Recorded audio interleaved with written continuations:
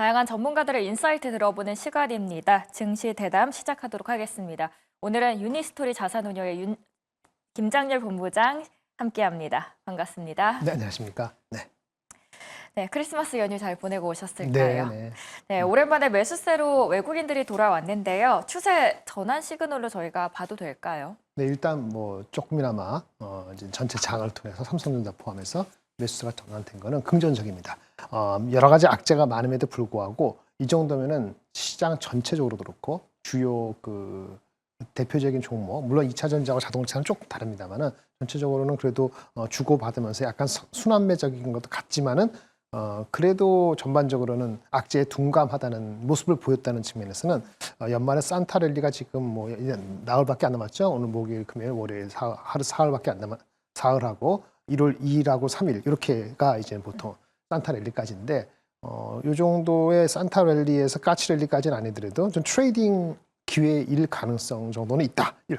이렇게 보고 근데 너무 흥분하지 말고 트레이딩 기회는 되는데 좀 이따 말씀을 드리겠습니다만 우리가 그렇게 흥분해서 쭉쭉쭉쭉 갈 수 있는 그런 정황은 없어요. 그냥 외국인이 워낙 많이 팔았고 그다음에 많은 악재에 반영하는 선반영 느낌을 좀 드는 정도 이렇게 보시면 좋을 것 같습니다.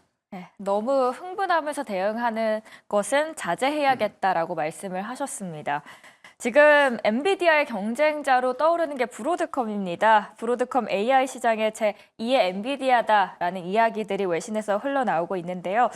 본부장님께서는 브로드컴에 대한 전망 어떻게 보시나요? 이게 그 브로드컴이 얘기한 거에 수치가 하나 있고 수치는 절대적인 수치의 범위가 넓잖아요. 네. 기억나세요? 우리가 24년인데 3년 뒤에 600억, 700억 달러 이 수치에 대한 개념이 있고 그 절대적인 개념. 이 절대적인 개념이 엔비디아의 GPU 시장하고 걔네들의 매출, 걔네들 매출이 한 90% 차지하는 80% 이상 차지하니까 전 세계 시장에서의 그 매출하고 비교했을 때 어느 정도 규모의 상대적인 게 필요하고 그다음에 아까 600억, 900억 불 자체가 이게 토탈 마켓인지 아니면 서비스블 마켓인지 거기에 대한 데피니션에 대한 차이가 있어요. 쉬움부터 얘기할게요. 600에서 900억이라는 숫자 자체는 브로드컴만 본다면은 브로드컴이 올해 10월 달에 끝난 실적 기준으로 500억 달러보다 거의 1.5배에서 1.7배, 그렇죠? 1.5배에서 1.7배까지 매출이 엄청 큰 거죠,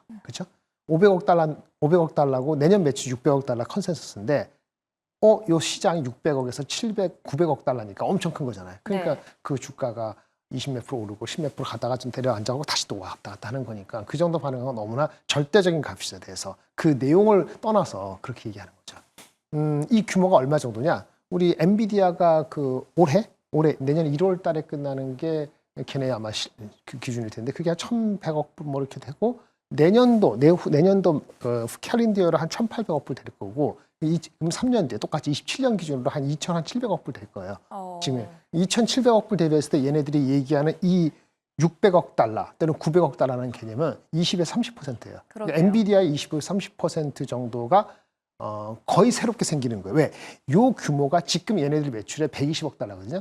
요 AI 커스텀 에이지라는 칩이 올해 10월 달 끝나게 120억 달러인데 요 시장이요. 시장 자체가 600에서 900억 달러에 자기네가 마켓시어가 얼마인지 모르지만 600에서 900억 달러에 최소한 50% 차지하면 300에서 한 4, 500억 달러 되는 거잖아요. 그러니까 지금 500억 달러 매출이 900억 달러 되는 거예요. 그 500억 달러, 900억 달러는 굉장히 큰 거잖아요. 그래서 그런 식으로 본다면은 브로드컴에 있어서는 굉장히 의미가 큰 거고요.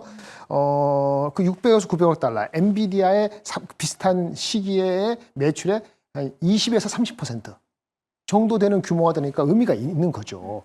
그런데 이게 요게 그 지금 얘기한 600억, 900억 달러 셈이라는 것이 끝이 아니에요. 지금 여기 나온 것은 기존에 갖고 있는 고객들을 중심으로만 얘기한 걸로 보여져요.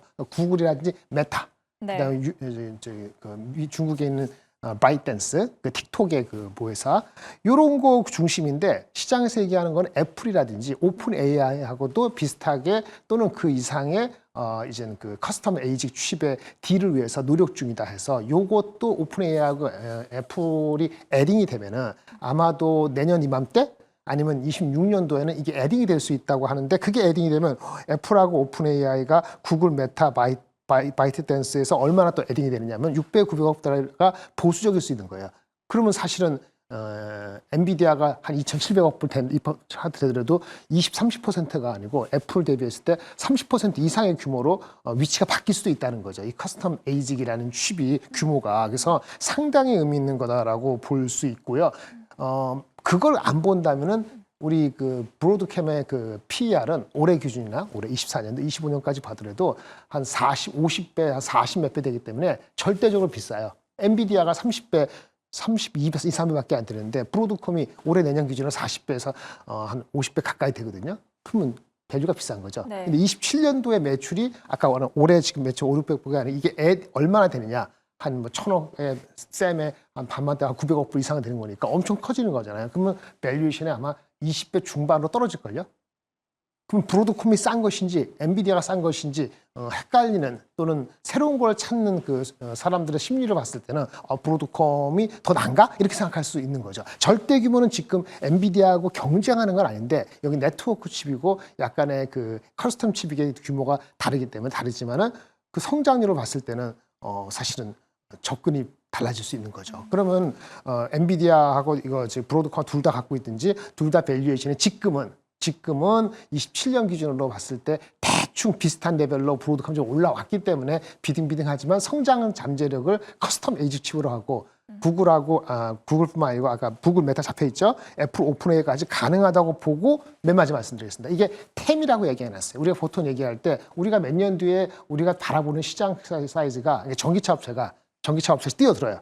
우리 프로덕트 라인업이 있어요. 근데 3년 뒤에 전기차 시장이 우리 템인데 1억대예요. 그러면 내가 액세스를 다 할 수 있는 게 아니고 전기차라는 모든 종류를 1억대라고 얘기할 때 템이라는 말을 쓰는데 여기서는 템이라는 단어를 안 쓰고 Total Addressable Market이 아니고 쌤이라는 단어를 참 예외적으로 썼다는 걸 주목하실 필요가 있다. 제가 일주일씩 말씀드리는데 Serviceable Addressable Market이에요. 그러니까 이런 거죠. 내가 프로덕트 라인업이 실질적으로 내가 서비스할 수 있고 액세스 내가 차지할 수 있다고 보는 실질적인 현실적인 가능성이 꽤 농후한 마켓 사이즈를 얘기할 때 드물게 서비스able available 마켓을 합니다. 이건 마켓 쉐어하고 달라요. 그중에서 실제 마켓을 타지하면은 SOM, share of market이 되는 거죠. 템보다 작지만 더 현실적이라는 측면에서 이 그 시장의 마켓 에스티메이트에 대해서 지금 완전히 거짓말이라 얘기하기는 어렵다는 것이 될 수 있는 거고요. 누구잖아 그럽니다. 여기 그 회장이 브로드컴의 회장이 연배가 많아서 막판에 뭐 이렇게 한바탕 하다 이상한 놀림들인데 이 회장님이 나이가 좀 있으시거든요. 70 몇 살부터 M&A를 코너에서니까 브로드컴에 대해서 우리가 잘 모르잖아요. 그래서 그 사람의 역사, 그 회사의 역사 한 30년 동안 어떻게 M&A를 수많은 업체들이 해왔는지를 보고 그런 회사가 갑자기 자기네 순수 마켓으로 쌤을 얘기했다는 것 자체는 거기에서 의미가 상당히 크다라고 저는 이제 심주어 말씀을 드릴 수 있겠고요. 지금은 둘 다 비슷한 엔비디아하고 비슷한 밸류에이션이기 때문에 둘 다 가져가시는 게 좋습니다. 좀 길게 말씀드렸습니다. 쌤이라는 단어에 조금 더 의미를 부여하는 게 좋겠고요. 브로드컴이라는 성장 잠재력이 지금은 미미할 수 있지만 앞으로를 생각했을 때는 그 파이가 점점 더 성장하고 더 커질 수 있다라고 이야기를 해주셨습니다. 그렇다면요, 본부장님, 삼성전자랑 SK하이닉스가 내년에 이제 브로드컴이 출시하면 HBM4의 고객으로 지목이 돼서 이거와의 연관성도 주목이 되고 있는데 SK하이닉스랑 삼성전자와의 그 혜택은 어떻게 되는 걸까요? 네, 둘 다 혜택이 있거나 잠재력이 있죠. 둘 다 영향은 있고요. 하이닉스가 먼저 영향을 띈다고 보는 거는 아무래도 엔비디아 포함해서 하이엔드에 먼저 접근을 했었기 때문에 기사도 나왔어요. 브로드컴에서 내년에 필요한 물량을 실제 액세스했고 하이닉스가 공급하기로 체결이 됐다. 이게 컨펌된 건 아니지만 기사에 나왔는데 그걸 받아들이고 있죠. 그 규모가 현재 하이닉스가 갖고 있는 커패시티, 엔비디아를 주로 하는 쟤네들의 캐파인데 그 캐파 대비했을 때 10%에서 13% 정도가 에딩된다고 좀 보고 있어요. 추가된다고. 그건 리즈너블합니다. 아까 말씀드린 것처럼 엔비디아의 GPU 세일즈가 한 1,000억 불 정도 되는데 아까 말한 것처럼 뭐였죠? 브로드컴의 그 커스텀 에이지 칩 네트워크 포함해서 그게 한 120억 달러 되니까 그 정도 에딩되는 게 맞죠. 그리고 그것이 하이닉스한테 먼저 간 게 맞아요. 근데 차후 제품에 대해서 또 디벨롭 될 때는 어떻게 스플릿 될지는 마이크론이라든지 삼성전자 얘기된 게 하이닉스와 삼성전자니까 삼성전자도 추후에 기회가 있을 가능성은 있습니다. 삼성전자 물론 추후에 기회가 있을 수는 있겠지만 우선을 따지자면 SK하이닉스 그 다음이 삼성전자가 되겠습니다. 지금 브로드컴 이야기를 계속했는데요. 브로드컴 덕분에 지금 주문형 반도체 ASIC 그리고 유리기판 테마가 떠오르고 있습니다. 관련주들 그럼 어떻게 흐름을 주목하면 좋을까요? 유리 기판 테마는 거기서도 얘기가 나왔어요. 그럼 이제 거기에 이제 반도체 칩이 이제 GPU가 있고 ASIC이 있고 그다음에 HBM이 있고 그러면은 거기 이제 기판에 해당되는 게 항상 필요한데 그거를 이제 유리 기판으로 해보겠다라고 했는데 그 규모라든지 시기의 정확성은 얘기는 안 했지만 방향성을 브로드컴이 상당히 의미 있기 때문에 그 말 한마디가 의미 있다고 보시면 될 것 같아요. 근데 수치로 되는 건 조금 2027년에 우리 갖고 있는 600억, 900억 달러 그리고 아까 업체들이 얘기한 애플 오픈 AI 어떻게 되는 이런 게 더 퍼지하진 않지만 더 클리어해지면서 이제 그 밑에 단도 되는 거기 때문에 방향은 맞는데 규모를 정량화하고 그래서 그렇게 말씀드리긴 조금 좀 부족한 게 있죠. 그 테마적으로나 테마가 아니더라도 그런 방향성 측면에서 관련되는 주식이 영향을 받는 건 단기적으로 맞다고 봅니다. 근데 그 개별 종목의 실적의 그 추정이 좀 동반이 돼야 될 것 같고요. 하다못해 내년 말 정도라도 실적이 추정이 되는 종목이라면 그렇게 흥분해서 그날 뭐 10%, 15% 올라갈 때 따라가는 건 아니고 조금 관심이 흐트러졌을 때 그때 접근하는 건 가능성이 있겠고요. 그 유리기판은 그렇고 에이직 관련되는 여러 가지 에이직이 뭐죠? 애플리케이션 스피시픽 특정 용도에 맞게끔 만든 IC 반도체 칩이라는 거기 때문에 다양한 그런 트라이들이 이루어지죠. 그럼 에이직 설계하는 업체들 삼성전자 하이닉스 말고 그 설계하는 회사들도 그러한 희망성, 브로드컴처럼 뭔가 그런 쪽에 그 여러 가지 다양성에 접근할 수 있다는 측면에서 에이직 관련되는 설계 업체들이 좀 움직일 수 있는데요. 한국에서 에이직 업체, 설계 업체 다이렉트 브로드컴 때문에 다이렉트 수혜받는 회사는 매우 드물고요. 이렇게 보셔야 돼요. 아까 뭐라 그랬죠? 우리가 구글, 그 다음에 메타, 그 다음에 뭐 아까 우리 말한 마이크로소프트 이런 업체들이 그 GPU라든지 자기네 커스텀, 자기네가 설계하건 이렇게 액티비티가 늘어난다는 측면에서는 그러면 테스트를 해야 되죠. 반도체를 설계를 하고 뭐하면 새로운 그 칩들을 설계하고 나서 소켓을 테스트하거나 칩을 테스트해야 되는데 그런 업체가 한국에 몇 개 있어요. 그런 업체들이 이미 있었는데 무시됐던 게 ISC라는 회사들이 있습니다. ISC라는 회사는 작년에 SKC로 합병이 된 회사인데 주가가 좀 그런 것 때문에 반응을 좀 했지요. 그런 정도는 혜택을 받을 수 있다고 봅니다. 저희가 브로드컴 관련 혜택을 받을 수 있는 기업들 언급을 했는데요. 지금 주문형 반도체로 인해서 브로드컴이 떠오르고 있습니다. 왜냐하면 브로드컴이 주문형 반도체 한 80%의 점유율을 차지하고 있는 건 사실인 건 맞으니까요. 그런데 엔비디아가 그걸로 인해서 타격을 받으면서 직전 최고가 대비해서 한 10% 이상 떨어졌습니다. 그렇다면은 이 파이를 점점 빼앗기면서 엔비디아가 상승 동력을 잃은 걸까요? 아니면은 잠깐 주춤했다가 다시 충분히 올라갈 여력이 있다고 보시나요? 근데 지금 말씀하신 것처럼 GPU 엔비디아가 한 1,000억 불, 1,700억 불, 2,000 몇백 불, 2,700불 이렇게 매장 커진다고 예측이 되어 있는 상태거든요.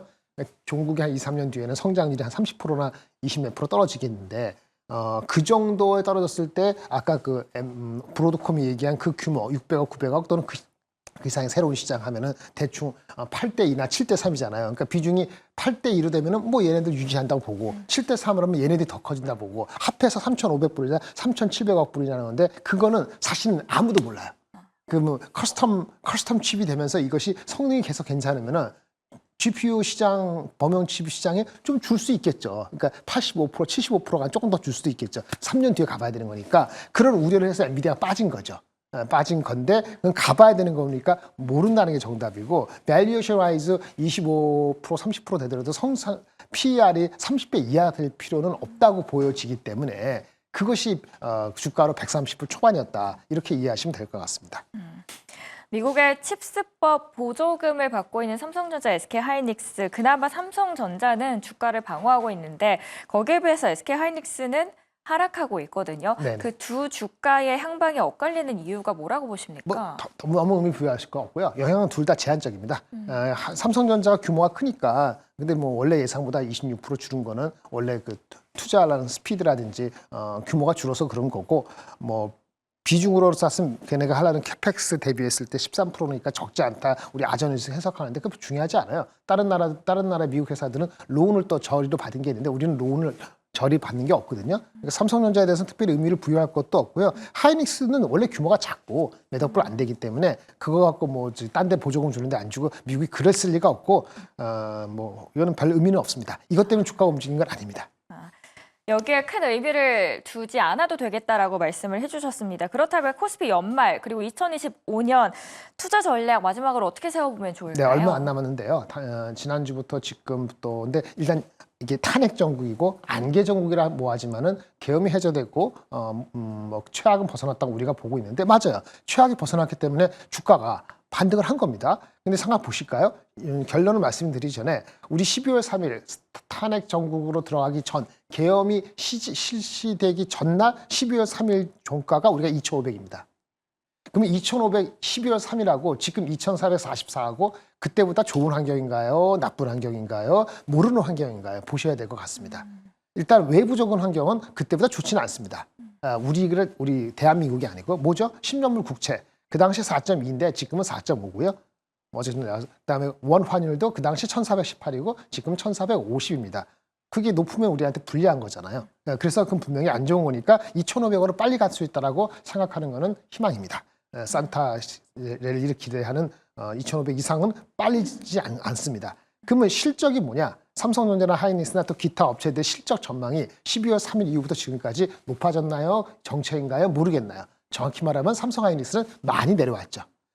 많이 내려왔습니다. 지금 얘기보다 많이 내려왔는데 주가가 오히려 그 당시보다 더 비쌉니다. 12월 3일 날 삼성전자가 54,100원. 지금 현재 종가 54,400원. 삼성전자 하이닉스 167,000원, 168,000 얼마. 그러니까 뭐냐면 악재를 받아들이고 나아가려고 노력 중인데 외부 환경은 만만치 않고 아직 전국이 완전히 안정된 거 아니니까 2,500 그 당시 대비했을 때 2,440이면은 나쁘지 않은 겁니다. 저는 단기적으로 2380에서 2520인데 아까 초반에 시작한 것처럼 단기 트레이딩 업이라는 게 악재에 둔감한 형태를 보이고 있다는 측면에서 그런 가능성을 엿본다. 이렇게 말씀드릴 수 있어 2380에서 2520 정도로 연말 연초 삼성전자 잠정 실적 나오기 전까지 그렇게 바라보고 있습니다. 네, 삼성전자 연말 실적 나오기 전까지의 예상 전략들 그리고 2025년 오기 전까지 어떻게 예상하시는지에 대해서 이야기 나눠주셨습니다. 지금까지 김장렬 유니스토리 자산운용의 투자전략본부장과 이야기 나눴습니다. 오늘 말씀 잘 들었습니다. 네, 감사합니다.